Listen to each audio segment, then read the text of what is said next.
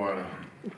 Bonjour, bienvenue à la Cinémathèque française, bienvenue dans le cadre de la rétrospective donc Barbet Schroeder qui va durer, vous l'avez vu, jusqu'au 18 décembre, et bienvenue évidemment à Barbet Schroeder qui nous rejoindra pendant la projection et sera là pour la discussion après le film. Une rétrospective donc de tous les films de Barbet Schroeder, fiction, documentaire. Vous savez qu'il a œuvré dans tous les genres et tous les domaines. Et puis le film de cet après-midi qu'il a choisi. On lui a évidemment posé la question du film pour sa discussion, et immédiatement il a choisi Barfly, pour des raisons que peut-être certains d'entre vous connaissent, et pour d'autres, nous les expliciterons avec lui lors de la discussion, parce que Barfly, c'est bien sûr une fiction, qu'on peut résumer objectivement, un film de 1987, avec Mickey Rourke, Faye Dunaway, d'après un scénario original de Charles Bukowski, un film tourné aux États-Unis évidemment, mais c'est aussi une projection, celle qui va se produire maintenant, et d'ailleurs j'en profite, qui voit le film pour la première fois? Oui, quand même. Mais voilà, Barfly a une réputation qui n'est pas usurpée, et c'est le troisième volet, c'est ce qu'on, avec Frédéric Bonneau et moi-même, ce qu'on essaiera de discuter avec Barbet Schroeder, c'est que ce film a une histoire mouvementée. C'est le récit aussi d'une pré-production compliquée. Et la photo que vous avez ici, à laquelle on tenait, on y tient parce qu'elle est marrante, elle les résume bien, et elle résume aussi, sous forme de mise en abîme, elle résume un peu l'histoire justement qui a précédé le film, parce que les deux mecs que vous voyez sur l'image derrière ceux qui se marrent, eh bien c'est Menahem Golan et Yoram Globus de la société Canon, c'est-à-dire les producteurs du film. Et donc évidemment, c'est comme si les premiers avaient joué un bon tour au second, mais c'est toute l'histoire qu'on racontera avec Barbet Schroeder. Voilà, donc un film avec différents tiroirs, mais c'est surtout et avant tout une fiction voulue et pensée, imaginée par Bukowski, semi-autobiographique comme on dit. Voilà, je vous laisse la découvrir, et puis Frédéric et moi, on se retrouve avec vous, avec Barbet Schroeder, à la suite de la projection, pour en savoir un peu plus. Voilà, bonne projection.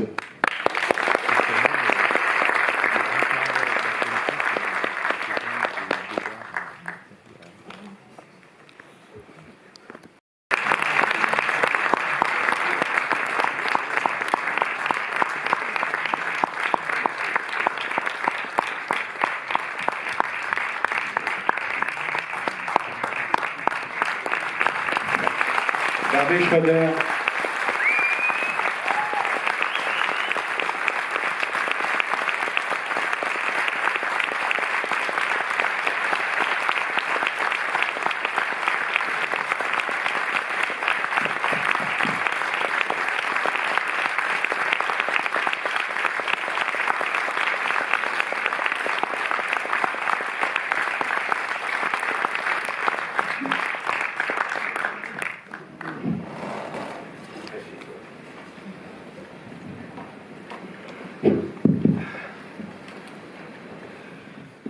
C'est un film fait en 32 jours et ça a l'air d'un film, je ne sais pas d'où il sort parce que c'est une copie d'une copie où tout est flou.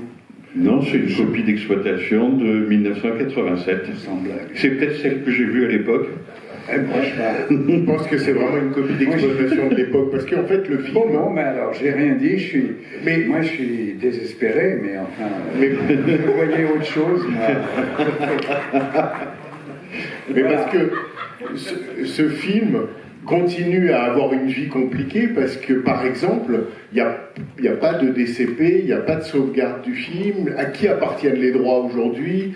J'ai été à la société qui, à l'époque, avait racheté les droits, qui était, donc c'était Menahem Golan, qui était, et puis ça avait été vendu à Metro-Goldwyn, et dès que c'était vendu à Metro-Goldwyn, c'était parmi les fonds de...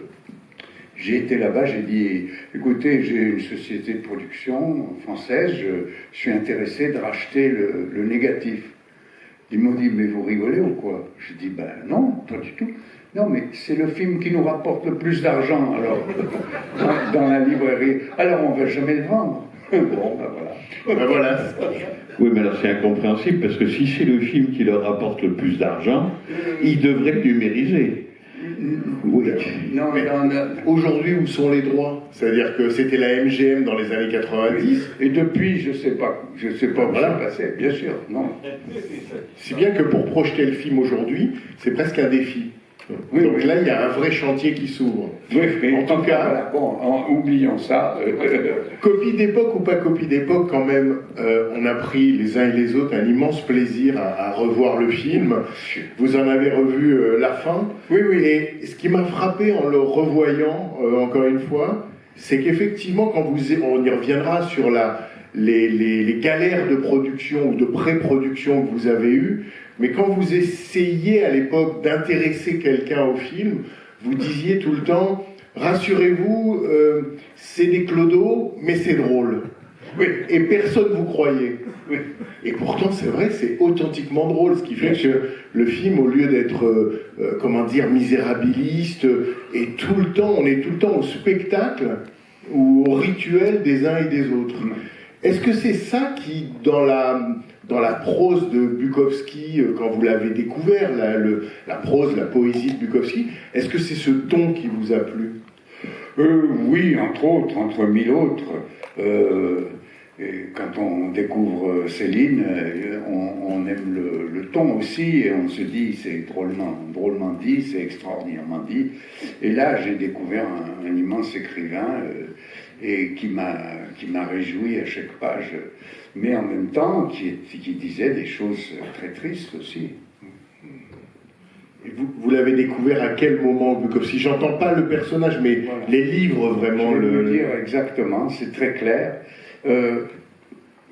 Ma période américaine commence à San Francisco, quand je tourne Coco le Gorille. J'étais venu là-bas spécialement pour tourner Coco le Gorille. J'ai tourné là-bas. Fin des années 70. Oui, je ne sais plus très bien. Ouais. J'ai tourné le Coco le Gorille et j'ai décidé de le monter sur place parce qu'il y avait encore des choses que je voulais filmer. J'ai fait venir Denise de Casabianca, qui était là-bas avec moi pour la monteuse. Et puis, pendant tout le montage, j'habitais d'ailleurs dans un motel différent chaque soir avec ma grande voiture. J'allais me garer dans différents motels, changeais tous les soirs. Et donc, où est-ce que j'en étais avec cette histoire? Coco le Gorille qui parle. Vous vouliez finir Coco aux États-Unis? Voilà, c'est ça. Alors, à la fin du montage Coco, mon ami Tom Ledy me dit, tu sais, il y a un écrivain que tu dois découvrir, un écrivain américain qui est extraordinaire. Et j'ai tout de suite été à la librairie, la fameuse librairie. J'ai acheté un livre de Bukowski. Je l'ai lu le lendemain, j'ai acheté toutes les œuvres. J'étais devenu fou. Et puis après, dès que le montage de Coco était fini, j'ai été là-bas à Los Angeles. Impossible de trouver son téléphone, impossible de le trouver. J'ai demandé à qu'est-ce que j'ai demandé? Comment j'ai fait pour le trouver? J'ai demandé à un détective de me le trouver. Et il l'a trouvé, c'était un ami détective de San Francisco, bien une longue histoire, j'avais un projet avec lui.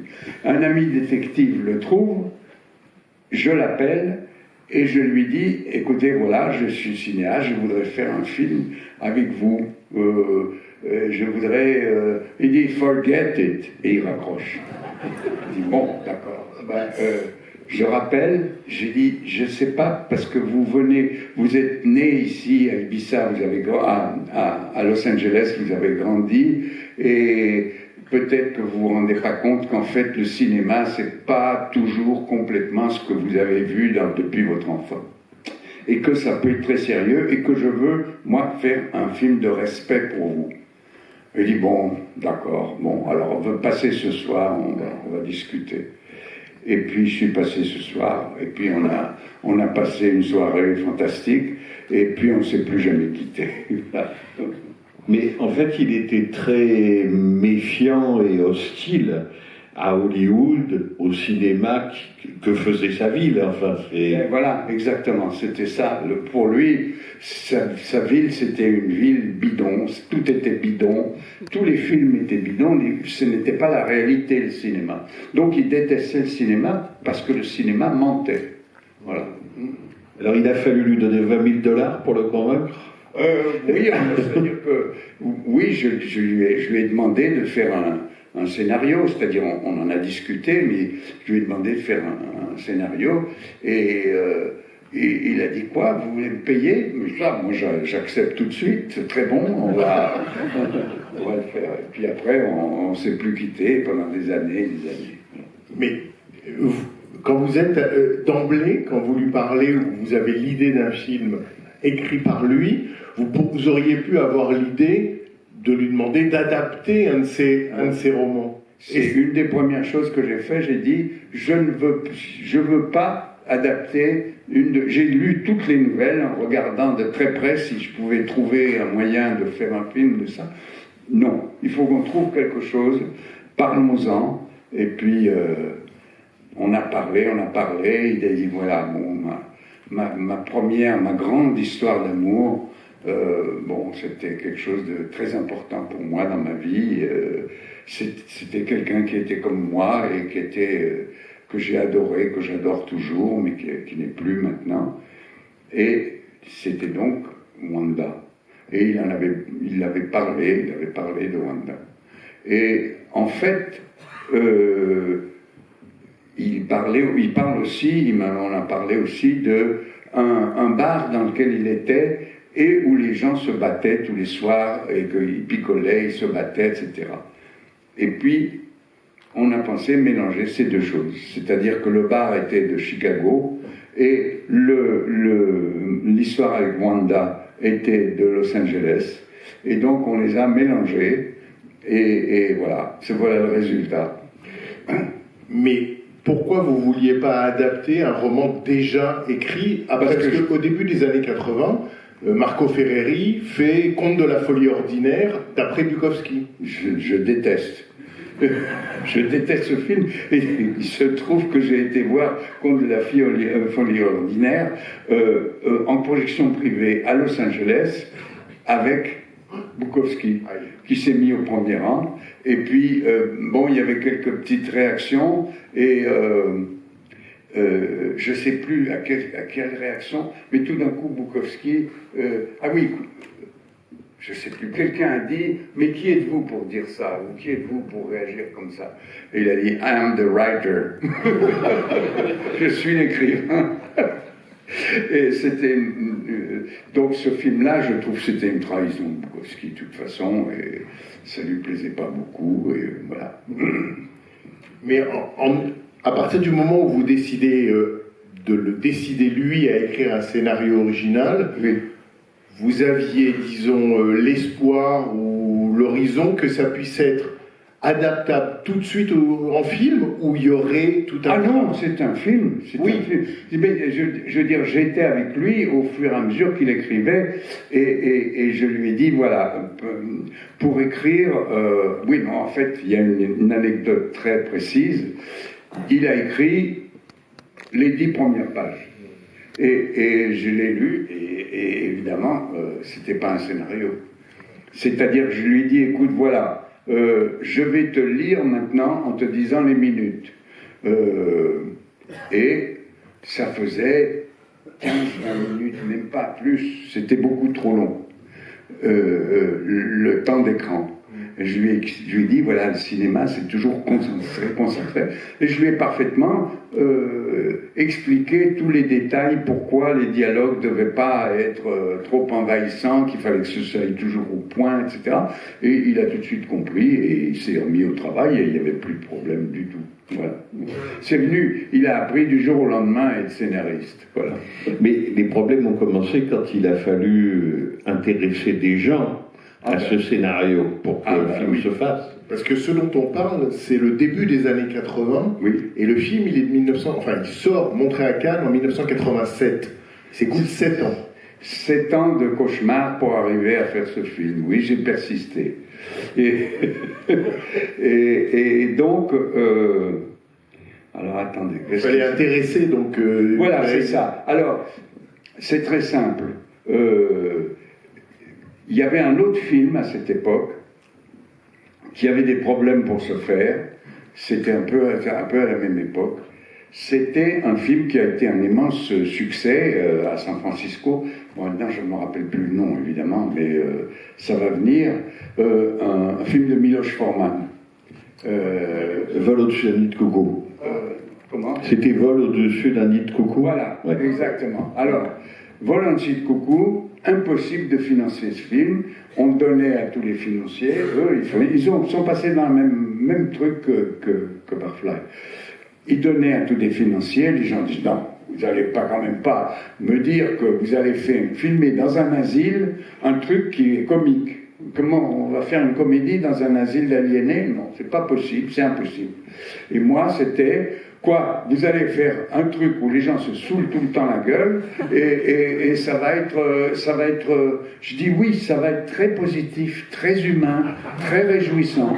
Et il dit mais non, mais foutez de ma gueule. Voilà. Voilà, c'était très simple. C'était impossible. Et ben, il y est arrivé. Pourquoi est arrivé Miloš Forman? Parce qu'il avait un producteur génial qui, lui, a lutté contre ça. Il a mis son propre argent et c'était Mercer, je crois. Michael Douglas, non? Enfin, là, le fils de Kirk Douglas a produit non, il y avait un vrai producteur. Bon, c'est pas le vrai. Bon, enfin bref. Donc, impossible. Comment? C'était donc impossible au départ de trouver quelqu'un pour l'intéresser. Alors on a essayé de faire une deuxième version. Ça c'était pareil, c'était une version un peu améliorée, mais il y avait pratiquement, c'était la même chose. Et puis donc, ben voilà. Alors, mais avant d'arriver au fameux canon de la Golden Globus, il y a eu un premier projet avec, je crois, James Woods était prévu dans le rôle de Mickey Rourke. Il y avait et puis ensuite il y a eu l'affaire Sean Penn, comment il s'appelle, Dennis Hopper. Oui. Donc il y a eu tout où ils ont failli vous voler le film, littéralement. Oui, oui. C'est-à-dire que comme je n'arrivais pas à financer ce film, je me suis dit peut-être que si je le fais publier, que j'ai les droits, c'est mon livre, je peux aller voir des producteurs en leur disant écoutez, voilà, j'ai les droits de ce livre. Je pensais que ça marcherait mieux si je disais j'ai les droits de ce livre. Et puis, donc le livre était disponible. Et puis il y a eu un acteur qui a dit ah c'est bien, je vais aller voir. Il a fait ce que j'avais prévu de faire. Il a été en disant voilà j'ai les droits, je peux acheter les droits de ce livre. Voulez-vous l'acheter avec moi? Et moi je suis prêt à jouer. Et évidemment, il était aussi prêt à mettre en scène, je crois. Mais donc j'ai dû. Vous avez dû intervenir. Voilà. Et donc parce que j'avais passé suffisamment d'années là-dessus pour.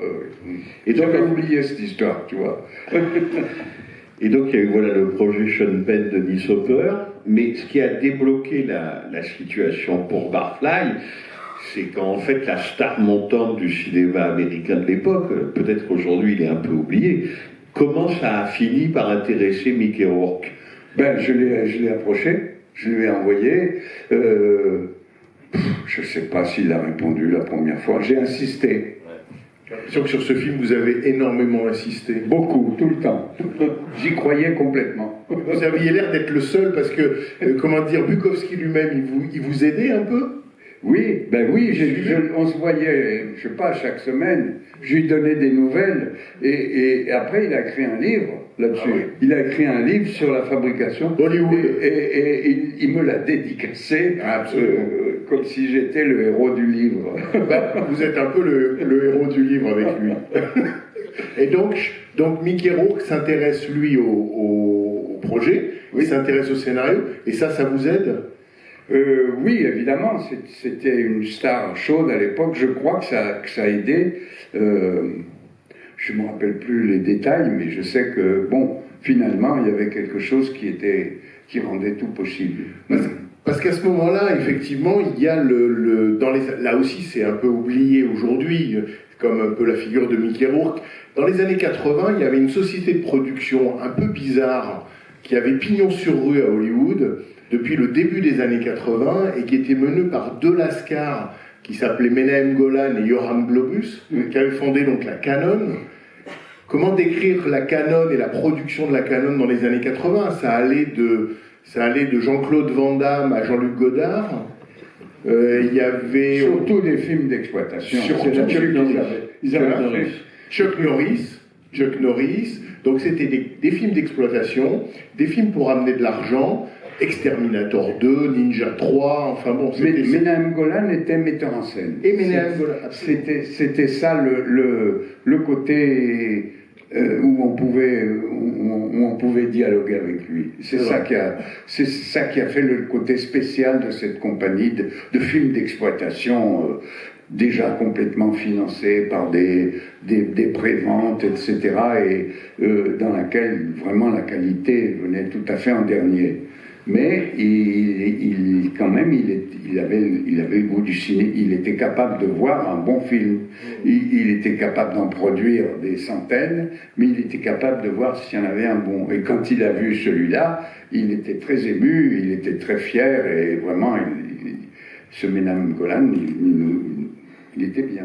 Mais ils avaient décidé, en fait, c'était deux aventuriers un peu israéliens qui avaient décidé de conquérir le monde et de sortir de Chuck Norris en faisant des films de prestige, en fait. Oui. Et il y avait une... Fly, je ne crois pas que c'était ça. Tu crois pas? Parce que, en même temps, ce qu'ils voulaient, c'était Cannes. C'est-à-dire que leur terrain de jeu, c'était le festival de Cannes. Peut-être. Et l'obsession, c'était à un moment de gagner des prix. Moi, je crois que ce qui les a... J'ai été voir Menahem Golan, je lui ai parlé, il n'avait pas lu le scénario, je lui ai parlé de l'acteur, de Mickey Rourke. Et là, il a dit oui, d'accord. C'était vraiment le nom de Mickey Rourke. Oui. Le film avait un budget c'était quoi, 5 millions de dollars? Oui, c'est ça. 1 million plus le salaire des stars. Oui, donc ça faisait un peu plus que ça, quand même. Oui, mais enfin, je crois que Faye Dunaway n'a pas touché grand-chose, qu'elle n'a jamais touché ce qu'on lui avait promis. Non, c'est comme ça que ça se passait. La musique aussi, j'ai pris plein de musique, et puis tout d'un coup, j'ai découvert un jour un musicien me dit, tu sais que j'ai jamais reçu un sou. Donc, avec Golan et Globus, on ne sait pas où on allait.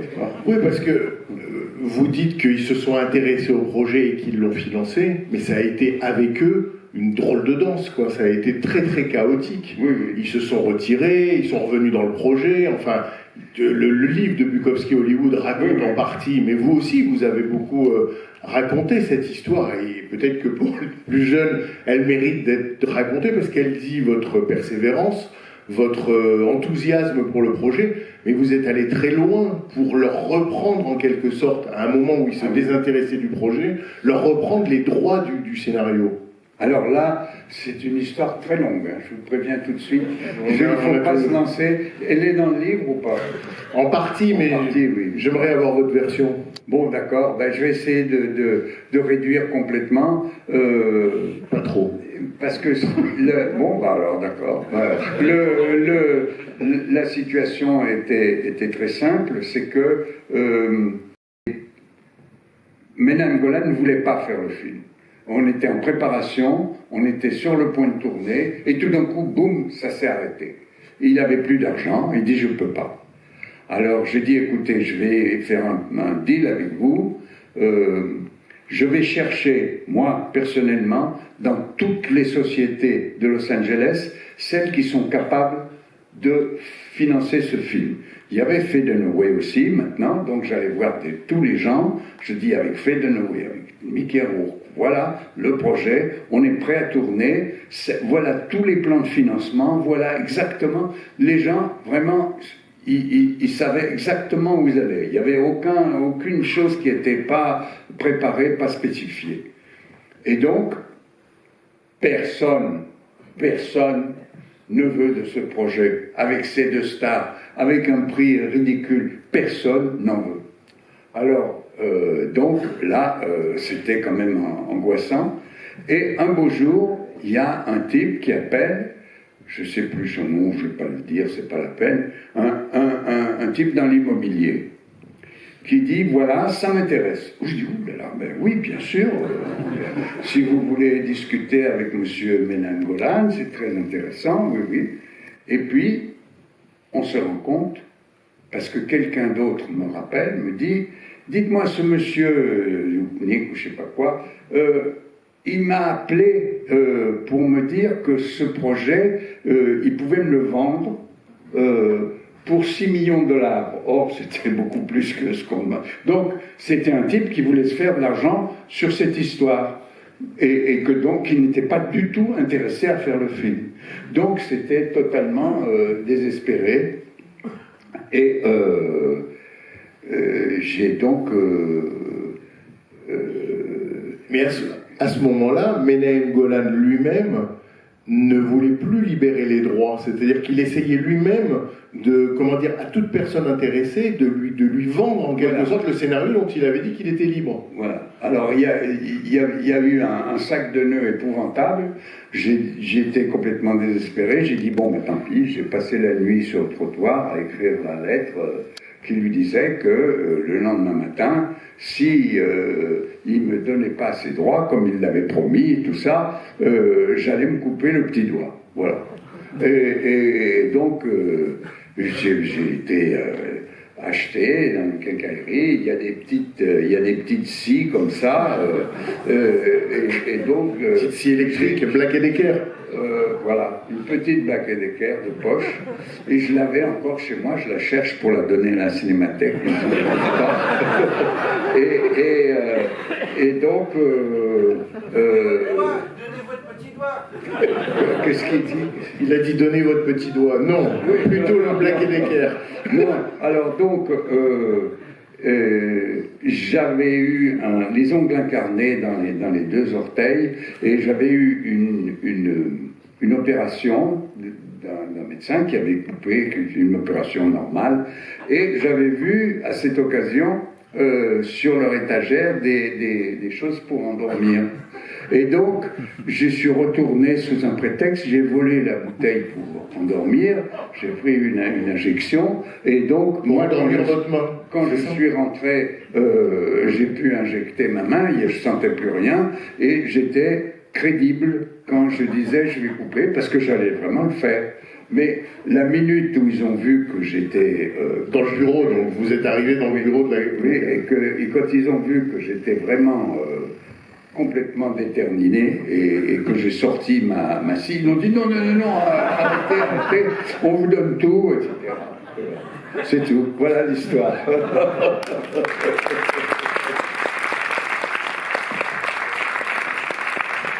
Mais comme vous dit Bukowski dans le livre Hollywood, en sortant, puisque Bukowski dit avoir assisté à toute la scène, oui. Ça je sais pas, et il vous dit, bon maintenant, John, parce que dans le livre il vous appelle John, ou Yon, dis-moi, la question à 1000 balles, tu l'aurais vraiment fait? Oui, bien sûr, oui. Oui, bien sûr, oui. Évidemment, non, je joue pas au piano. Donc, c'était ça ma réponse. Qu'est-ce que j'ai à faire d'un petit doigt me botter l'oreille? Non, c'est pas méchant, hein, c'était juste le bout, hein, c'était pas... Si ça fait pas mal, et si c'est juste le bout, et qu'on joue pas au piano, et qu'on le... C'est quand même, ça vaut bien un film comme ça, non?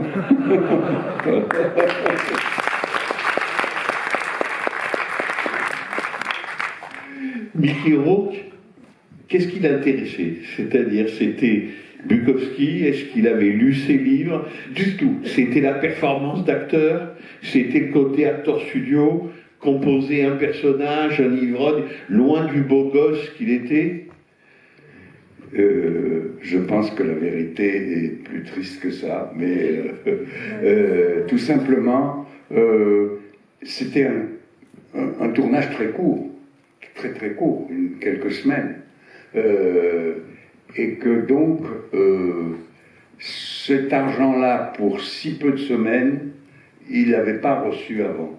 On lui avait offert, je ne sais pas, $1 million ou plus. Et pour si peu de semaines, ça lui paraissait quand même énorme. Et il ne connaissait pas Bukowski. J'ai essayé de les faire se rencontrer. Rien à faire. Enfin, pas rien à faire. Il n'en est pas sorti ce que j'espérais. C'est-à-dire, il n'est pas sorti fou amoureux de Bukowski comme je l'avais prévu, comme j'espérais.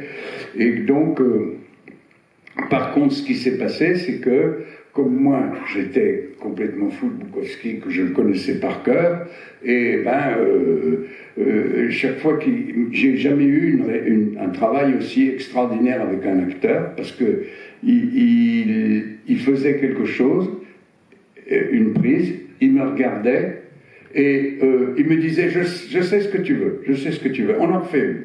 Et donc je n'avais pas besoin de dire, refaisant une prise, il avait tout de suite compris, et quand il la refaisait, pile, c'était comme si j'avais parlé par télépathie, il faisait exactement la prise, génial. Et donc moi j'étais en extase, et lui était très content aussi, et donc on a tourné à toute vitesse, une prise, 2 prises, au bout de 3 prises c'était bon, jamais plus. Et donc c'était un miracle, quoi. Pour moi c'était un miracle total, parce que il connaissait pas Bukowski. Je lui disais, bon, ça, Bukowski ne ferait jamais. Et il y avait des trucs que j'avais tout de suite repérés chez Marco Ferreri, parce que je voyais des trucs, j'ai dit, là, Bukowski ne ferait jamais ça. Et quand Bukowski a vu le film, il a dit, bon, bah, c'est très bien, il aimait beaucoup. Mais il y a quand même une scène où, bon, j'aurais pas fait ça quand même. Ah, je dis, ah bon, laquelle? Qu'est-ce que c'est? Alors, il dit, quand il est en train de boire avec Wanda, quand il la rencontre, il boit de la bière. Et puis, à un moment, ils s'en vont. Et il laisse la bière sur la table. Ça, jamais j'aurais fait ça. Oui, c'est-à-dire qu'il ne finit pas la bouteille, en fait. Pour un alcoolique, c'est impossible. Il a bu ce qu'il fallait pour la prise, comme ça, et puis il avait... Voilà. Mais il a fallu, avant cette espèce d'idylle de télépathie entre vous, oui, il a fallu lui dire non. C'est-à-dire que, si j'ai bien compris, il est arrivé avec ses idées préconçues. À lui, le côté chemise hawaïenne, etc. Lui, il avait été garçon sur la plage de Miami. Et ça, c'est une race un peu spéciale de gens qui étaient... Je ne sais pas exactement. Ils s'habillaient d'une certaine manière. Ils étaient... Et donc, lui, il voyait ça comme personnage. C'était un espèce de... Il voyait comme un espèce de hippie. Je ne sais plus très bien qui c'était qu'il voyait comme personnage, mais c'était pas le mien, certainement. Et donc, sur les habits, ça a commencé. Et puis alors, un jour, ça a été terrible. Il me dit, voilà, j'ai trouvé les lunettes du personnage. Alors, je dis, ah bon, fais voir. Et je ne sais pas si vous avez vu, quand il est chez l'écrivain, il essaye une paire de lunettes. Quand il est chez l'éditrice. Chez l'éditrice, voilà. Des lunettes ridicules, évidemment. Et c'était ça qu'il voulait. Et alors, je lui ai dit, écoute, c'est pas la peine de continuer. Si c'est ça les lunettes, si c'est ça le personnage, pour moi c'est pas le film, pour moi c'est pas toi. Et alors que j'avais lutté 7 ans et lui il était en train de me dire que je devais accepter une paire de lunettes qui n'était pas pour lui. Donc là, je trouve que c'était là le moment le plus dangereux pour le film. Parce que moi, je n'allais pas faire ça. Et je lui ai dit non, il s'est fâché, etc. Et puis, j'ai réfléchi, et puis je lui ai dit, écoute, voilà, j'ai rappelé, je lui ai dit, écoute, voilà, j'ai une idée, tu vas porter ces lunettes dans le film. Ah, il dit, ah bon? J'ai dit, mais juste un moment, très court. Et voilà. Et c'est dans le film, voilà. Ouais.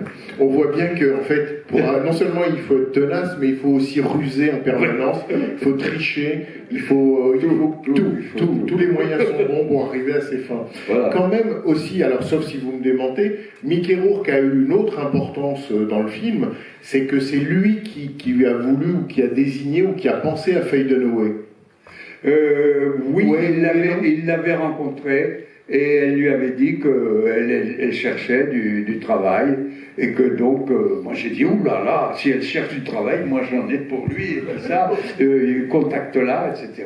Et donc c'est lui qui l'a amené, mais après qu'il ait obtenu mon enthousiasme, oui.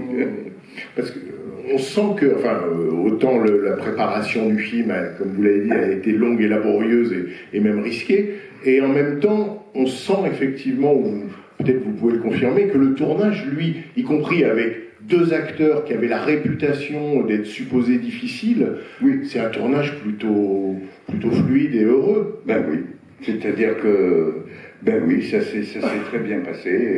Elle était formidable. Avec elle, j'ai beaucoup parlé. Je lui ai donné tous les détails possibles, imaginables sur la vraie Wanda et tout ça. Non, ça s'est bien passé. Oui, oui. Le bar, c'est un studio. Le bar, c'est un studio. Non. C'est un vrai bar. Voilà. Pendant les 7 ans que je restais à Los Angeles en train d'essayer de faire ce film, j'ai fait systématiquement à la recherche d'un bar, puisqu'on n'avait pas l'argent de construire un studio, j'ai fait tous les bars, et puis un beau jour, je suis tombé là-dessus. Et alors, j'ai commencé à demander, oui, comment ça se passe. Oui, il y a un hôtel à côté, et puis les gens de l'hôtel viennent picoler, et puis tout le temps, ils se battent. Dans la cour, là derrière, tout était vrai, tout était exactement comme fait pour le film. C'est-à-dire qu'il y avait des gens qui habitaient dans un hôtel, qui étaient des gens comme ça, qui picolaient, et puis qui allaient se battre. Et c'était tout comme le film, mais incroyable.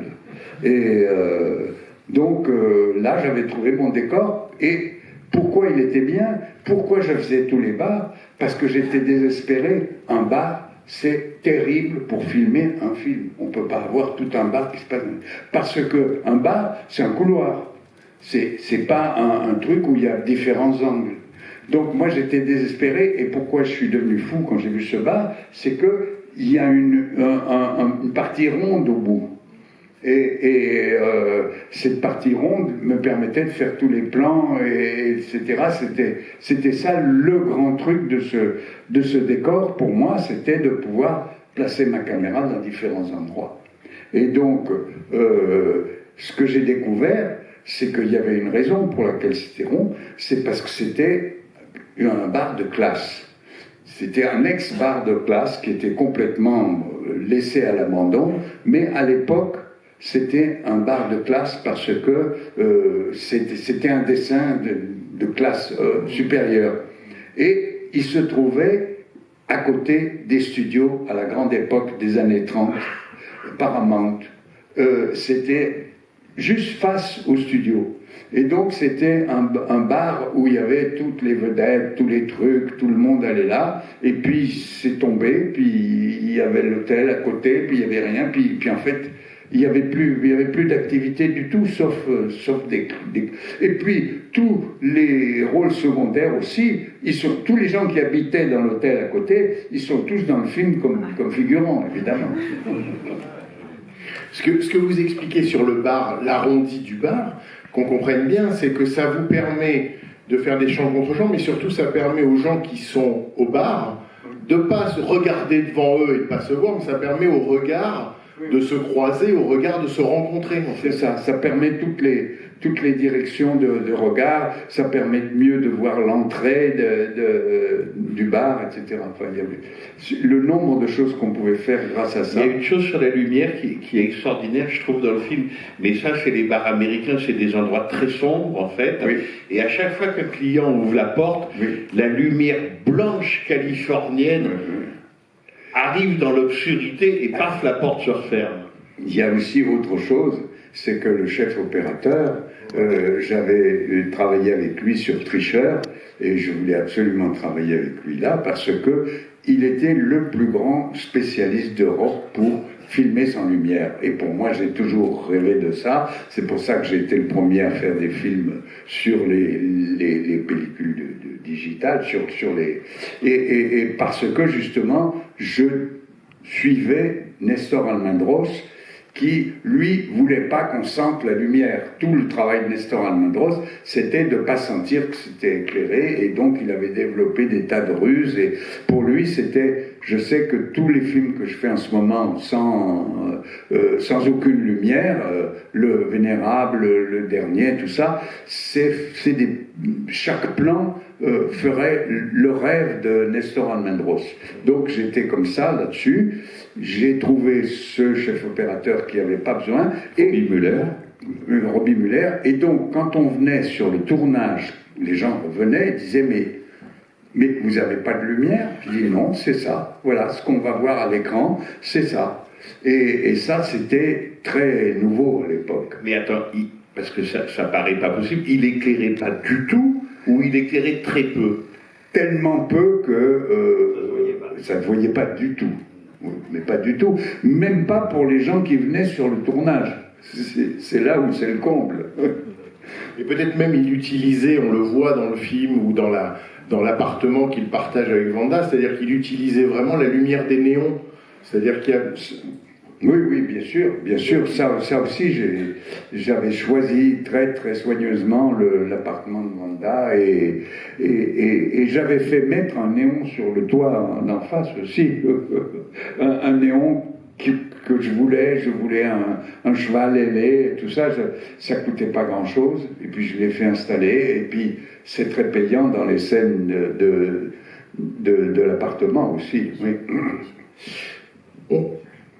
À la fin de notre discussion, on se fera un plaisir, on verra 2 extraits qui nous permettront de voir le vrai Bukowski, le vrai Charles Bukowski, parce que vous l'avez filmé. Parce que tout le temps on a décrit entre 80 et 87, vous avez aussi tourné avec Bukowski. Vous avez fait des minutes, en quelque sorte, vous l'avez enregistré. Est-ce que vous pouvez nous raconter à la fois ce que c'est, ce qu'on appelle les Bukowski tapes, ce que c'est, et dans quel but vous faisiez ça? C'est très simple. Il se trouvait au cours de ces 7 ans que je passais des soirées inoubliables, extraordinaires, où on était pratiquement seul chaque fois. Il y avait quelquefois une 3e personne, mais et je me disais, mais c'est trop extraordinaire ce que je suis en train de voir, parce que ce qui se passait, c'est que dans une soirée avec Bukowski, c'est que à un moment, il prenait la parole, et hop, il était parti, et il faisait un monologue. Le monologue de 2, 3, 4, 5, 6 minutes, très peu dépassant 6. Et après, il savait qu'il avait très bien parlé, puis il disait, bon, et toi, alors raconte-moi ceci.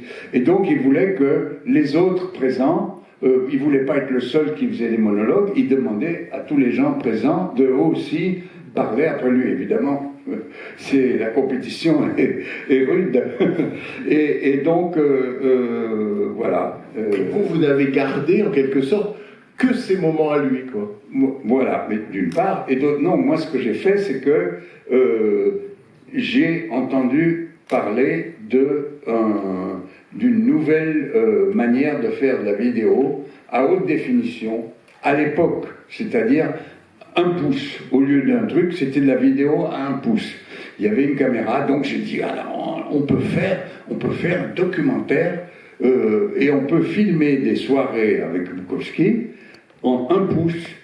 Et donc, ça sera de la haute définition, et ça sera formidable d'avoir Bukowski en 1 pouce en haute qualité. Et puis, le 1 pouce, malheureusement, il y a eu un petit problème, c'est qu'il était mis dans un laboratoire, et que c'est le monteur qui l'avait mis dans le laboratoire, mais que le monteur a commencé à prendre du crack, et qu'il était hors des responsabilités et d'ouvrir les lettres du laboratoire qui disaient si vous n'enlevez pas du laboratoire, il va être détruit parce que le laboratoire va changer. Et l'original était détruit. Et heureusement, j'avais quand même des copies qui ont servi de nouveaux négatifs, de nouvel original, mais qui n'ont jamais été à la hauteur du 1 pouce dont je rêvais. Mais ça fait rien, c'est quand même vrai, c'est quand même lui, etc. Et après, j'ai commencé à monter les monologues. Chaque fois, je trouvais, alors il y avait un sujet, un monologue, et puis je les ai tous gardés et je les ai montrés à Bukowski et il est revenu, il m'a dit, tu sais, c'est extraordinaire. Il parle de lui-même. Il me dit, je te dis, c'est vraiment extraordinaire. Mais tellement extraordinaire que cette série, ces 5 minutes mises bout à bout qui font presque 4 heures avec Bukowski, vous les avez diffusées à la télévision française au milieu des années 80, en 85, sur France 3. Oui. C'était pas la minute de Monsieur Cyclopède, c'était 5 minutes avec Charles Bukowski, tous les soirs, ou je sais pas à quel moment. À la fermeture de l'écran. La dernière, si on restait, on savait que c'était la fin. Alors, les gens n'étaient pas obligés de rester, puisqu'il n'y avait plus rien après. Alors donc, c'était moins choquant, et je me souviens que Claude Chabrol, tous les soirs, il ratait pas sur FR3 les dernières minutes, tous les soirs, ça passait. Mais est-ce que c'était aussi une manière j'allais dire, de préparer le public français à Charles Bukowski ? Non, c'est tout simplement de communiquer mon enthousiasme pour ce matériel, c'est tout. De faire découvrir le Bukowski et sa pensée. Non, moi je pense que Bukowski a été découvert très rapidement tout autour du monde grâce à livres.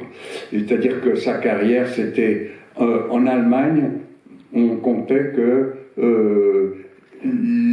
la quantité de papier qui était utilisée pour publier toutes les œuvres de Bukowski étaient supérieures à celles de la Bible. Quelqu'un avait fait ce calcul. Donc, en Allemagne, c'était une œuvre extrêmement connue. Il y avait d'autres pays où un petit peu, ça venait comme ça, et puis ça montait. Et puis, quand j'étais à Bogota, je parlais à des gens qui sortaient de prison, etc. Ils m'ont dit, en prison, tout le monde lit Bukowski. Après ça, je découvre des acteurs un peu underground russes. C'était il y a 10 ans, il y a plus avant Poutine, oui. Et donc, si c'était encore plus loin. Alors. Encore plus loin. Et donc, ils me disent, ces acteurs-là, ils me disent, nous, on ne jure que par ça, tout le monde chez nous a lu.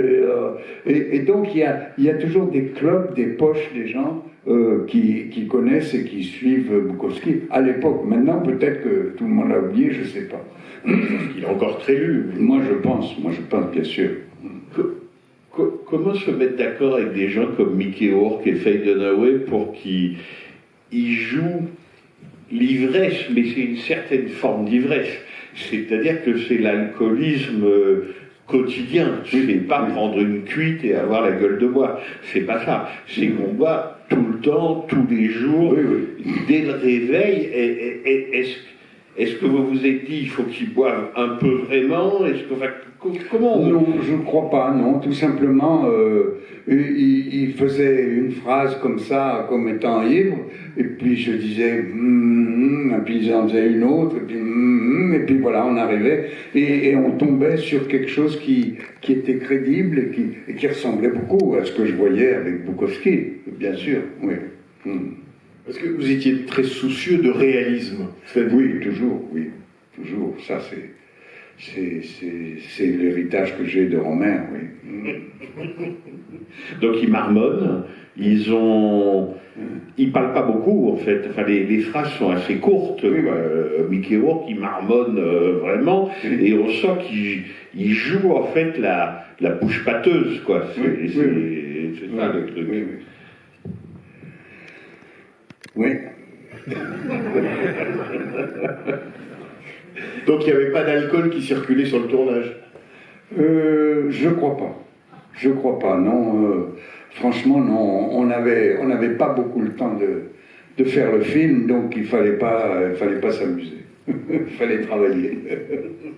Et c'est ça qui est quand même magnifique avec les acteurs américains, c'est quand même s'ils sont ultra professionnels et quand il s'agit de faire dans un certain nombre d'heures, un certain nombre de scènes, ils sont vraiment pas en train d'essayer de prendre un verre d'alcool sur le tournage. Ça. Et ils connaissaient leurs répliques. Ah ben oui, bien sûr, ils connaissaient le texte par cœur. Ah, et puis alors, ce qui s'est passé aussi, c'est que pendant que je filmais tous ces discours, c'était difficile de faire des discours. J'avais trouvé quelque chose, je lui ai dit, voilà, pour qu'il y ait une caméra qui tourne. Vous voulez dire avec Bukowski, quand vous étiez avec Bukowski, quand j'ai fait les enregistrements. J'ai dit, voilà, on va enregistrer le dialogue du film. Je dis, si ça t'ennuie pas, de lire le scénario, je vais te filmer.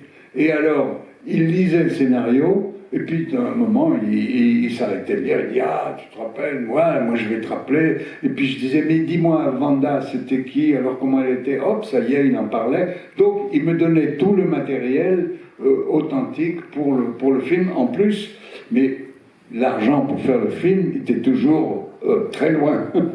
Mais je continuais de faire tout ce qu'il fallait pour en savoir le maximum, pour être le plus fidèle possible. Voilà. La scène du maïs est particulièrement belle, je trouve. La scène du maïs.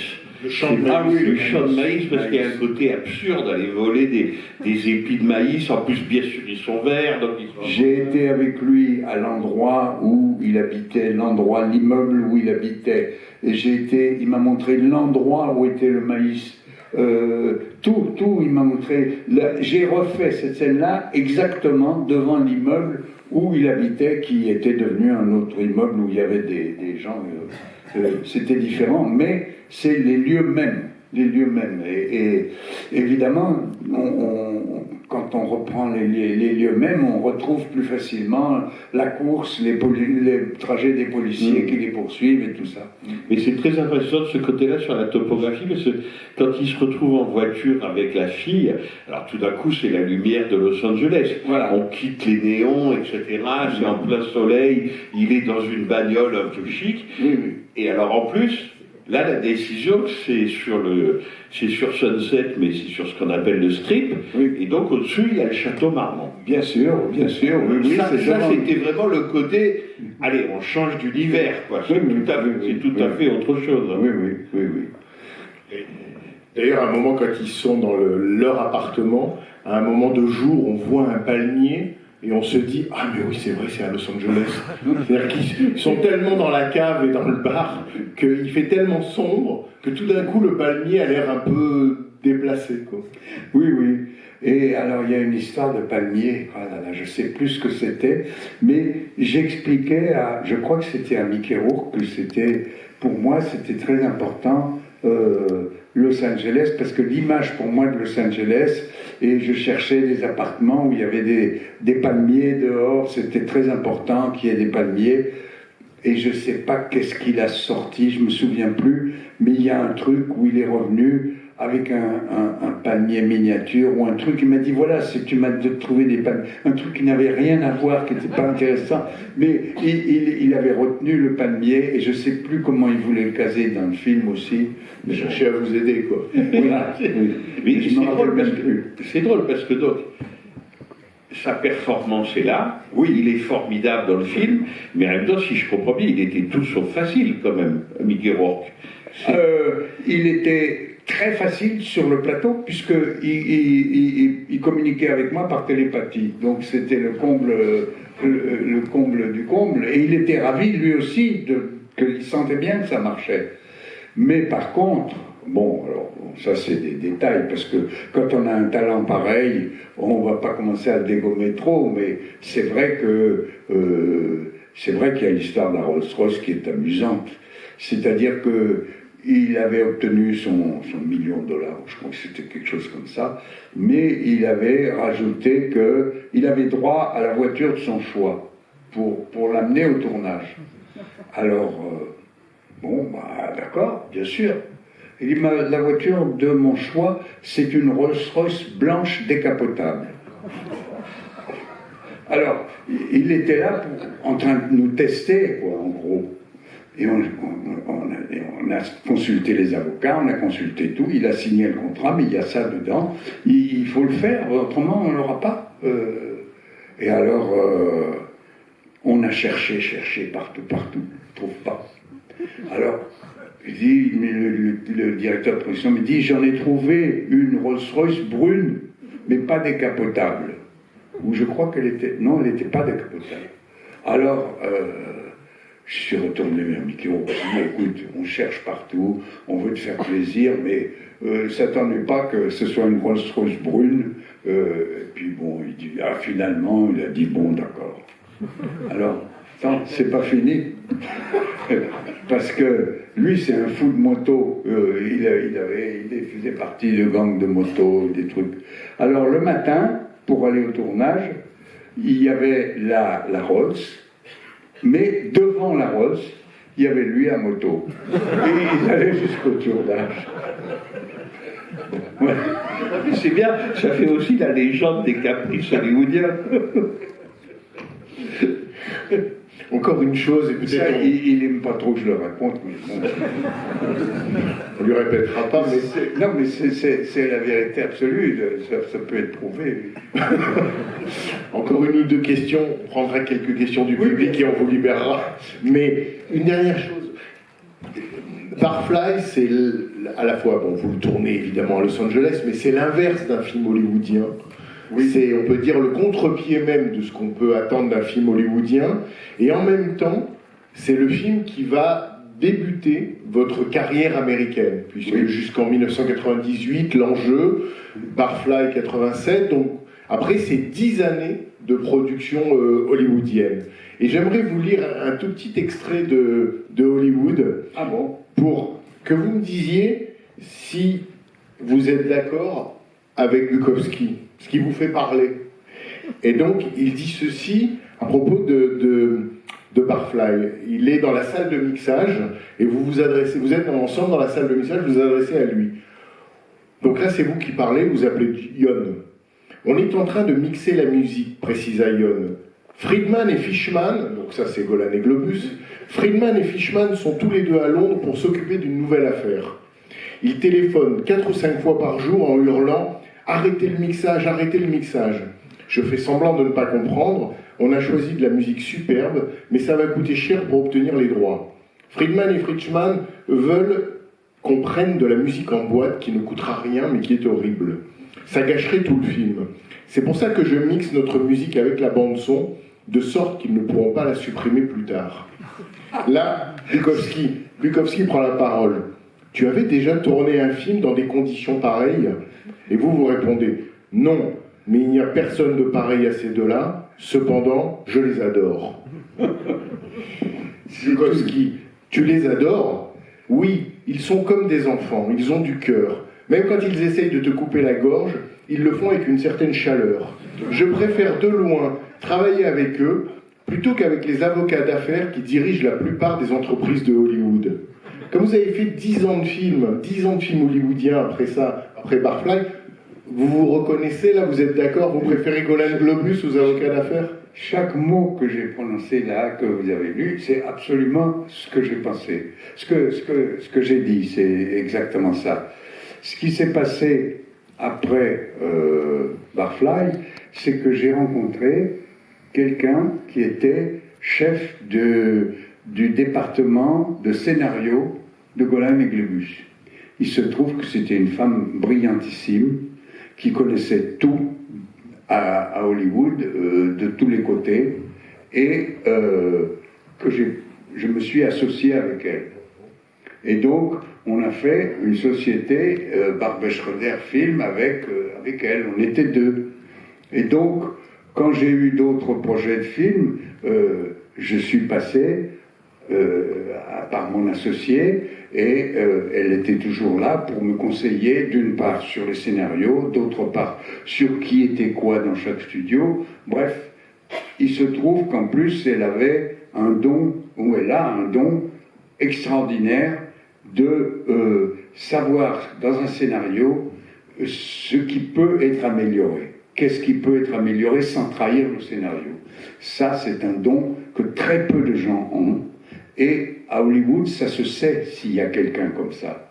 Parce qu'à ce moment-là, on les appelle, on les consulte, on leur donne des scénarios à lire pour savoir quelle est leur idée. Alors, elle faisait partie de ces gens-là en plus. Donc, non seulement elle était bien vue par les gens des studios, parce que il savait que dans le passé, il lui avait demandé des choses, des tuyaux, et qu'il considérait que son avis était vraiment valable. Donc voilà, c'est tout simplement dans cette association que j'ai trouvé la solution et l'approche de tous ces avocats auxquels je n'avais pas besoin de parler, puisque c'est eux qui leur parlaient. Oui, mais en même temps, ce que dit Bernard, c'est que c'était des Hollywood très différents. C'est-à-dire que Golan et Globus, c'était vraiment des aventuriers bien sûr, complètement dingos, quoi. Enfin, oui, bon, voilà. Oui. Ensuite, il y a eu le Mystère von Bülow, par exemple. Là, c'était plutôt un indépendant ou c'était un studio? C'était indépendant, mais le studio était déjà là. Le studio était déjà là, et non, c'était un mélange des deux, quoi. En fait, ma question, c'est est-ce qu'il y a des différences de production, de pouvoir? Toi qui détestes le pouvoir, c'est-à-dire que ces gens-là, pour le coup, eux, ils détiennent le pouvoir et ils en usent. Donc, est-ce que c'est plus facile avec certains? Est-ce que c'est plus dur avec des studios? Est-ce que c'est plutôt plus facile pour l'auteur, pour le cinéaste, avec des indépendants? Enfin, quelle est la formule, disons, la moins ça dépend conflictuelle? Ça dépend quel genre de film on veut faire. Si on veut faire un film qui va pas leur plaire, comme Barfly, on peut passer 7 ans. Si on veut faire quelque chose qui peut quand même leur plaire, mais où on peut avoir autant d'apports que possible, et ben à ce moment-là, c'est plus possible. Ouais. Mais c'est toujours difficile, et moi, j'ai jamais fait un film là-bas à Hollywood sans avoir le montage final. Puisque nous étions producteurs, mon associé et moi, et cette société avait le montage final. Bon, évidemment qu'eux, ils avaient leurs idées, qu'ils voulaient, qu'on négociait, mais au bout du compte, c'était le dernier mot. C'était moi le dernier mot. Ouais. Jusqu'au jour où on a fait un film, 6 mois de montage, 6 mois de tournage, 80 millions de budget, sur lequel on n'était pas d'accord. Et moi j'ai dit non, mais tant pis, j'ai quand même. Et puis il s'est trouvé qu'un beau jour, dans la salle de montage, sont arrivés des gens qui ont dit nous avons ordre de saisir tout pour. En fait, ils voulaient faire le montage. Alors, c'était donc comment ça s'appelle, Desperate Measures, je ne sais pas quel est le titre. L'enjeu. Voilà. L'enjeu, avec Andy Garcia et l'enjeu. Donc, ils l'ont pris, et c'était évidemment l'angoisse. Et là, j'ai été voir les avocats, et je leur ai dit, mais j'ai le montage final. Il dit, oui, mais personne ne cherche jamais à tester les choses comme vous. En réalité, vous l'avez, mais vous ne l'avez pas. Voilà. Bon. C'est-à-dire qu'à partir d'un certain budget, d'un certain temps de tournage, même le final cut, en fait, tu l'as pas. Si le studio, tout simplement, si le studio ne croit pas au film tel qu'il est, il ne va pas le distribuer. Il le laisse, il le range, il dit perds tes profits. Tandis que là, ce qui s'est passé, c'était très amusant, c'est qu'il y avait un type dans le studio qui savait exactement tout ce qu'il fallait faire pour faire ce film bien. Donc, ils ont passé des mois et des mois. Ils ont passé plus de 6 mois. Et nous, on était toujours dans notre salle de montage et on disait, mais qu'est-ce qui va se passer? Finalement, au bout de 6 mois, ils ont donc reçu la copie. Nous, on l'a reçue, on était évidemment horrifiés, mais on disait, bon, on va voir qu'est-ce qui se passe s'ils vont l'imposer. Et puis, eux l'ont vu, ils se sont beaucoup gratté la tête. Et puis, Non, ils ne sont pas grattés. C'est moi qui l'ai vu, et puis après ça, je les ai contactés. Je leur ai dit, écoutez, voilà, moi c'est très simple. Vous avez une version, moi je suis d'accord que votre version aille dans les cinémas, je veux pas. Tout simplement, la seule chose que je vous demande, c'est de faire une preview dans 2 salles, de la même taille, avec le même public, les deux. Et celui qui gagne, je vais pour celui qui gagne. Ils ont dit non, on ne fait pas ça, vous avez le droit. Mais au final, voilà comment ça s'est terminé. Au final, vous reconnaissez comme le vôtre le montage de l'enjeu Desperate Measures? C'est votre montage? Oui, pratiquement. J'ai laissé disons qu'il y a 5 plans qui sont un peu trop dans les trucs de voiture. À la fin, il y a des trucs un petit peu. Mais autrement, non. Et surtout, il y a pour moi, ce à quoi je tenais le plus, c'est le père et le fils qui, la nuit, dans les couloirs, il y a les dialogues entre eux, tout, c'est bouleversant, tout ça, vous voulez l'enlever, ça? Ils l'ont enlevé dans leur version, oui, ils ont. Et donc, leur version, j'étais d'accord de la jouer, mais eux, ils voulaient plus. Est-ce qu'on prend quelques questions du public? Si manifestez, voilà, il y a un micro ici, et là devant, voilà, juste devant au 2e rang, il y a une jeune femme. Tiens, si vous pouvez faire passer le micro à mademoiselle. Voilà. Merci. Bonjour. Merci beaucoup pour ce film, parce que je vais essayer de parler plus fort. Oui. Parce que c'est un film, sur la liberté aussi d'un monde qui, je crois, c'était Bukowski, ont aussi en grande partie disparu. Et que ce sont des endroits qui n'existent plus. Et je me demande d'ailleurs si un film comme ça pourrait encore se faire aujourd'hui. Et il y a une texture, il y a une sensualité quand même. Et j'ai l'impression que le travail aussi avec Milena Canonero, et je ne sais pas comment vous avez travaillé sur cette je sais pas, les textures, le sang, vous m'entendez? À propos de Barfly, ce qui lui a beaucoup plu, c'est la texture du film. Donc nous, on a parlé de la lumière, mais elle mentionnait le travail de la costumière Milena Canonero. Ah ben, évidemment, c'est la plus grande. Non, vraiment, c'est une des plus grandes. Et j'ai eu une chance inouïe qu'elle se joigne à nous. C'était vraiment quelque chose d'extraordinaire. Et c'est quelqu'un qui a un goût parfait et surtout une connaissance de comment exprimer un personnage à travers son costume, quoi. C'est la plus grande, c'est la mieux, et j'ai eu la chance de la voir pour ce film. Elle a fait beaucoup de productions très importantes. Elle a fait Barry Lyndon de Stanley Kubrick, me semble-t-il. Oui, carrément. Oui, elle a commencé avec Stanley Kubrick. Et la chose que je voulais aussi savoir, c'est que j'avais entendu Faye Dunaway dire qu'elle était arrivée, je crois, 2 semaines après le début du tournage, et que vous lui aviez montré en fait les rushs. Oui. Et quand elle a vu voilà, l'ambiance, l'atmosphère, que ça lui avait énormément aidé, ça l'avait beaucoup aidé à tout de suite rentrer dans cet état d'esprit.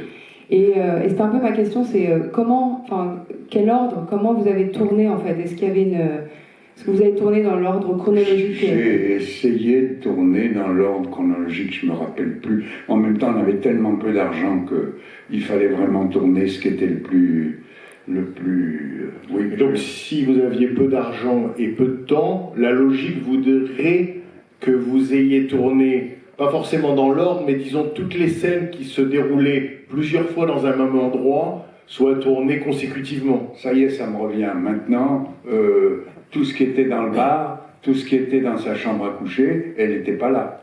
Sauf la scène après où on est revenu dans le bar pour la bagarre et tout ça. Mais donc tout ça, c'était déjà tourné. Les bagarres aussi, c'était déjà tourné. Donc j'ai pu lui montrer pas mal de trucs où elle s'est rendue compte qu'elle avait à faire un film où si elle commençait à faire ce qu'elle a toujours fait sur tous les films, vouloir des choses, des mèches, de ceci, etc., que tout le monde, personne ne l'écoutait, et donc elle était très intelligente, elle s'est rendue compte très bien qu'elle était dans un genre de film où il fallait qu'elle adopte un style beaucoup plus vrai.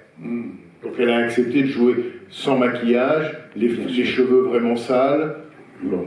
Enfin, oui, c'est ça, c'est-à-dire qu'ils n'étaient pas vraiment sales, ils étaient suffisamment sales pour l'écran, et elle était un tout petit peu maquillée, mais ça ne se voyait pas, etc. Ouais. Donc, c'est des choses qui, normalement, avec elle, telle qu'elle avait la réputation, j'aurais pu passer des semaines et des semaines à me bagarrer pour dire non, ce qu'il faut, c'est ceci ou cela. Là, il suffisait de voir le film, il a tout de suite compris. Derrière vous, il y a... Alors, attendez, on va prendre une question tout là-haut, oui. Allez-y, après monsieur. Dans vos films précédents... Parlez fort, s'il vous plaît. Dans vos films précédents, vous avez toujours collaboré au scénario, et là, vous mettez au service de Bukowski entièrement. Et je voulais savoir si vous aviez dû retravailler un peu le scénario après, parce que Bukowski n'est pas scénariste de cinéma, il est écrivain, donc je voulais savoir... Non. C'est-à-dire que il n'y avait pas à retravailler après, on était tout le temps ensemble. Chaque fois que je voyais quelque chose qui ne me plaisait pas trop, je lui disais là, tu crois qu'on pourrait changer un petit peu ça? Je lui demandais même des idées. Je lui dis tiens, là, à la répétition, là, ils sont tous les deux devant la porte, et puis j'ai besoin de quelque chose qui les fasse tourner pour regarder le fond du couloir. Qu'est-ce que c'est qu'ils peuvent voir? Est-ce que tu as une idée de ce que je peux faire pour attirer le regard là-bas? Il dit, ben écoute, voilà, il y a deux mecs qui reviennent avec un poulet qu'ils ont volé et qui rentrent dans la chambre. Je lui dis, c'est génial, ça, tout de suite. Alors, voilà, ça c'est carrément un gag qui vient de Bukowski lui-même. Donc, voilà le genre de travail, de collaboration qu'on a. Mais ce qui veut dire qu'il venait un peu sur le tournage? Non, il est venu... peut-être 2 fois, et ben, bien sûr il est dans une scène, mais il est venu et il disait je veux surtout pas venir trop sur le tournage, je veux laisser le film se dérouler comme il est en train de se dérouler, parce que ça je veux pas. Il pensait que c'était mauvais s'il était trop sur le tournage, donc c'est toujours une intelligence extraordinaire de sa part. Monsieur? Oui. Parlez fort. Je vais rebondir sur la question de la première, de la personne là, qui est devant moi. Par rapport au tournage, bon, je ne connais pas les usages aux États-Unis, mais en ce qui concerne les rushs, est-ce que vous aviez vu les contraintes, le peu de temps de tournage, vous aviez quand même le temps de voir les rushs, et est-ce que donc vous en avez parlé par rapport à Fire the Norway, Mickey Rourke, il regardait les rushs aussi, et Bukowski éventuellement? Non, moi j'ai pas de souvenir. Je sais que les productions de rush on avait avec le chef opérateur, bien sûr, c'était pour bien. Mais je ne crois pas qu'il y avait séance de rush avec avis de tous les gens importants sur le film, chacun un avis sur ceci. Non, c'était vraiment pour le chef opérateur, il avait besoin de vérifier certains trucs.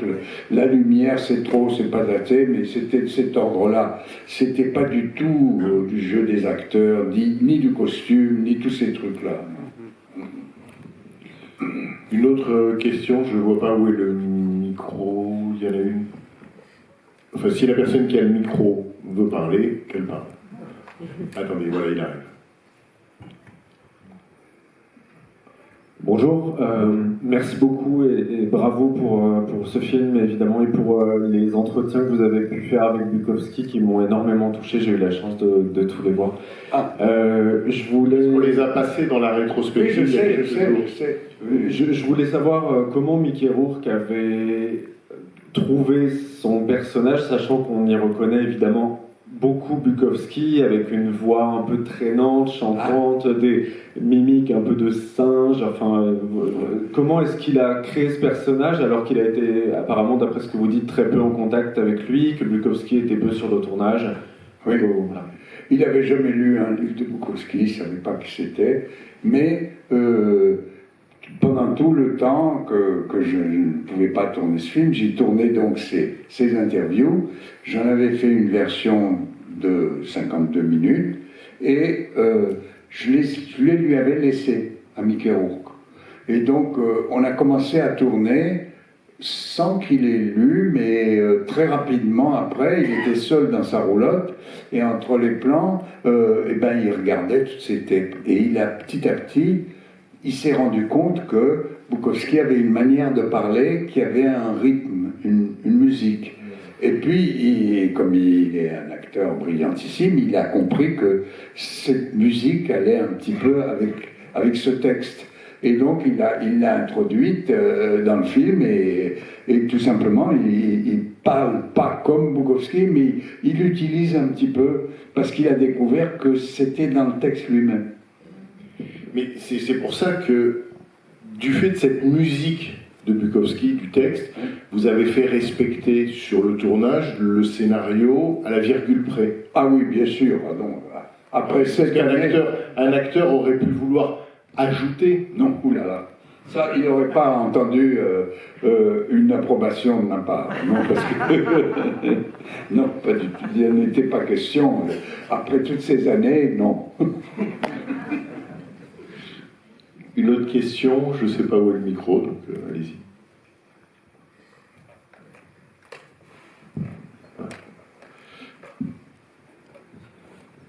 Merci beaucoup pour ce film. Et je m'interroge encore sur la scène de la bagarre féminine à la fin. Je la trouve d'une vigueur qui surpasse bien des bagarres masculines que j'ai pu voir avant.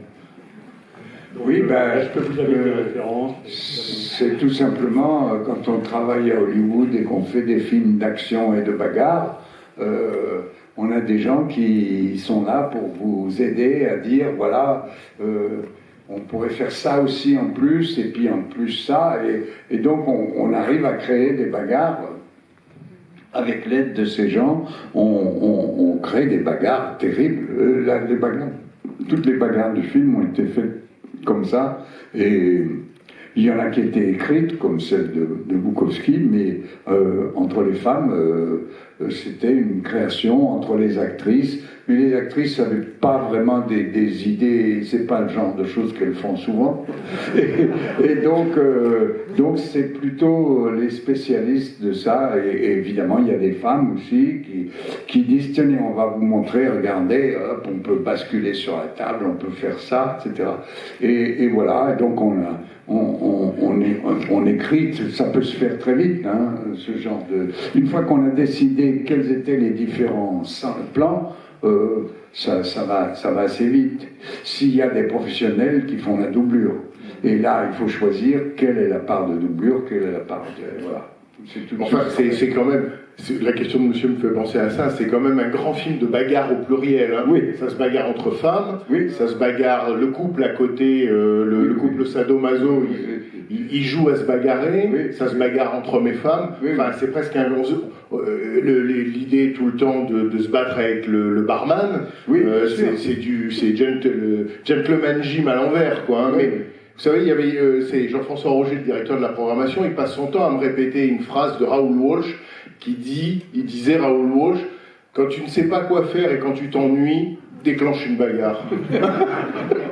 Et on a l'impression que c'est un peu la vie de Mickey Rourke dans le film. Encore une question? Là devant, oui? Ou s'il y a une question là-haut, je ne vois pas où est le micro.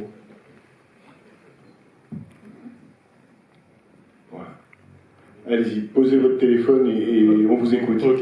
Donc, merci Monsieur Schroeder pour votre cinéma. Comme on a beaucoup parlé de Barfly aujourd'hui, il faudrait aussi qu'on élargisse sur toute votre filmographie. J'étais pas présent à vos autres interventions, donc je ne sais pas si vous avez abordé le sujet, mais est-ce qu'il y a, comme vous avez plusieurs carrières dans votre vie de cinéaste, est-ce que vous estimez qu'il y a un fil conducteur à tous vos films, qu'ils soient documentaires ou fiction, ou est-ce que vous avez plusieurs carrières de votre point de vue? Est-ce que vous avez le sentiment, comme vous avez eu plusieurs carrières dans votre filmographie et plusieurs moments, est-ce que vous avez l'impression qu'il y a plusieurs moments ou qu'il y a un fil conducteur pour vous?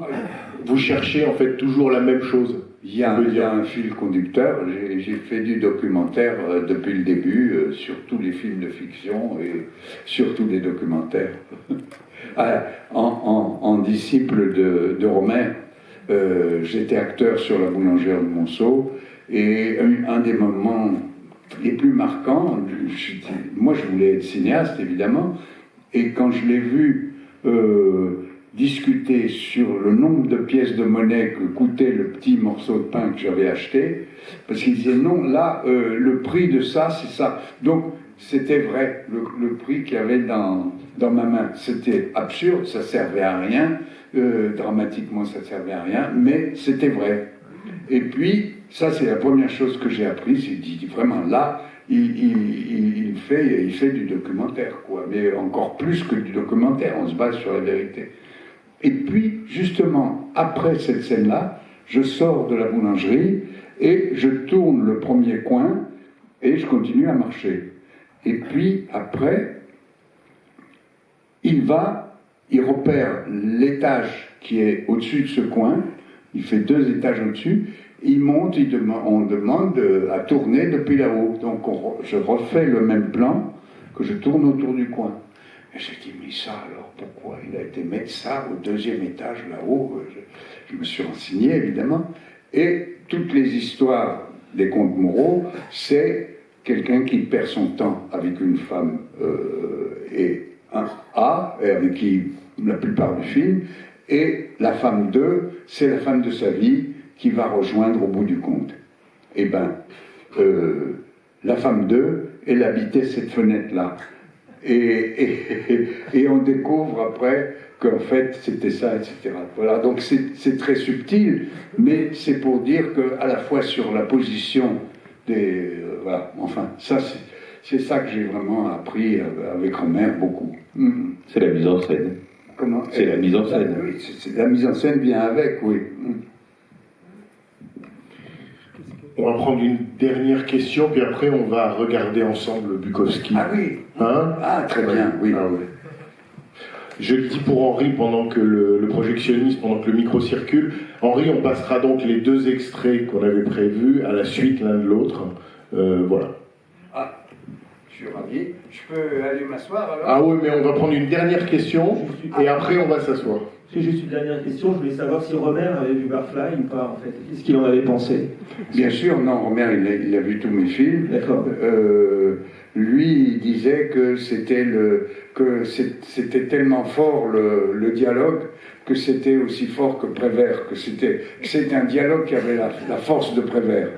C'est-à-dire que lui, il était dans une génération où Prévert était très important comme dialoguiste, ça apportait de la vie au film. Et donc lui, il voyait Bukowski un peu comme ça. Avec le dialogue de la voiture, par exemple, quand l'éditrice lui dit mais tu sais, les riches aussi ont leurs problèmes. Oui. Et il répond oui, mais enfin, quand même.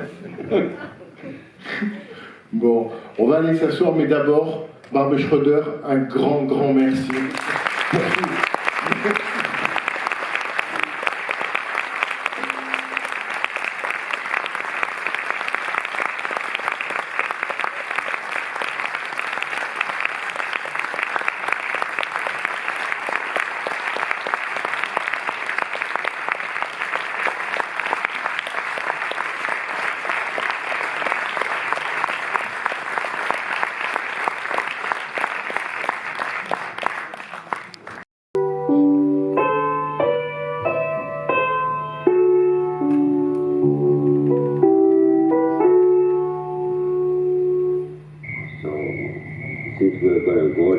Puisqu'on va y faire un tour, quels sont les endroits qu'on pourrait filmer à East Hollywood, qui est l'endroit où tu vivais avant de déménager ici? Nowhere. The bars are shut down. The Big 20 is covered with plywood, like the police are coming and nail plywood across the front of it with little tacks. The Big 20 is closed down like it was a malaria joint. And that whole neighborhood is very, very dead. I mean, we used to walk around there and you'd see pimps and whores hanging around the corners eating hot dogs with mustards dripping down their chins. There's nothing, there's nobody there anymore. there's no place to film anything anymore. I get the feeling the world is more and more drying up. I don't know where the whores are going, where the black pimps are going, where the music is going. But my idea in life is where the black pimps are, where the whores are, where the music is playing, where the jukeboxes are playing in the bars, where the lights are on, that's where life is.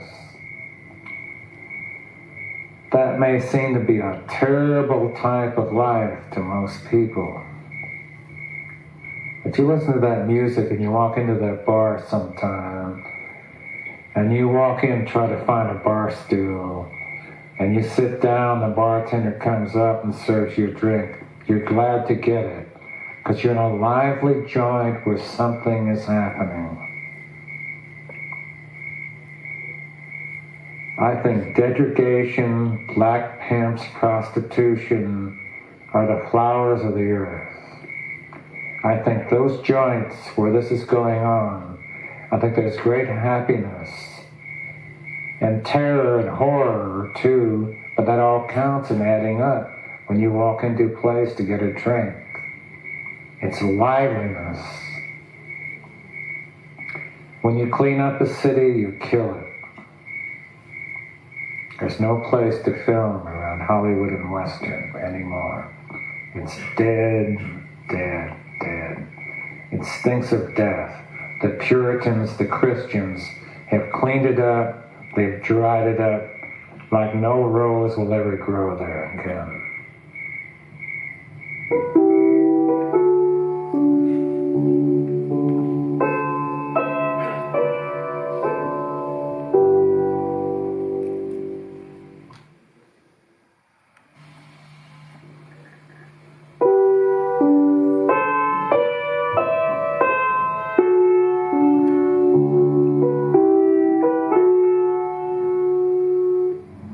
Lady fortune teller there. I went in there one time. She read my palm. She said, "You're an alcoholic." I said, "Really? Do I gamble too?" She says, "Yes, you gamble. That'll be $5. Well, this is Hollywood and Western. This is the place. Look over there, man. Great. There used to be cement benches out front, and all the insane people would sit there, and all the people would sit there. The street people, they talk to each other all day long. Just here at this corner, huh? Yeah, it's still all right. Got it? This is where the people are. There's the old sex shop, keeps changing hands. They used to call this the Big 20, but they changed the name now to the Rail. They used to have women across the street that sit in the windows. They just say, "I want you." There's a woman who's not a hooker. There's a dope dealer. It's a place I never got alone, like I told you.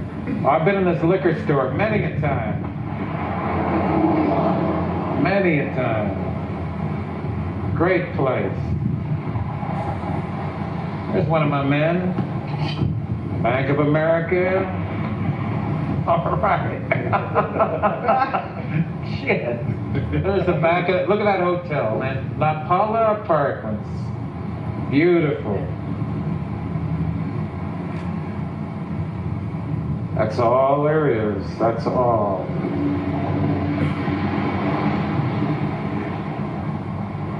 Oh, here's a strange place. You know, you want to get stuff about the devil, you go in there.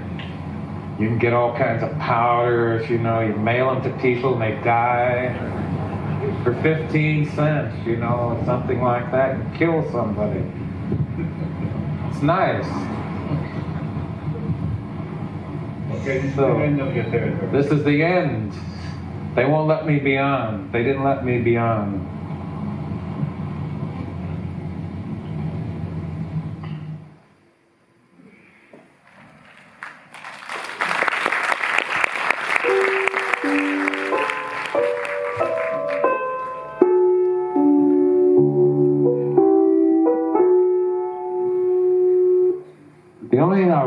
funny thing about this film is that tragic note and demented face.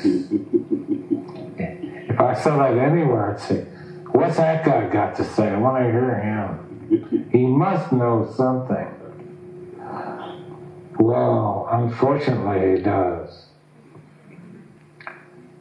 You know, when I was 18, 19, everybody's getting a job. They're getting into the 8-hour-a-day grind. Everybody's doing it. You're either a chemist, you're a doctor, you're a lawyer, you're a shipping clerk, you're a filmmaker, you're a cameraman. You're doing some dumb thing over and over and over again. You get caught into the stricture of what you're supposed to be, and you have no other choice. You're finally molded and melded into what you're supposed to be. I didn't like this.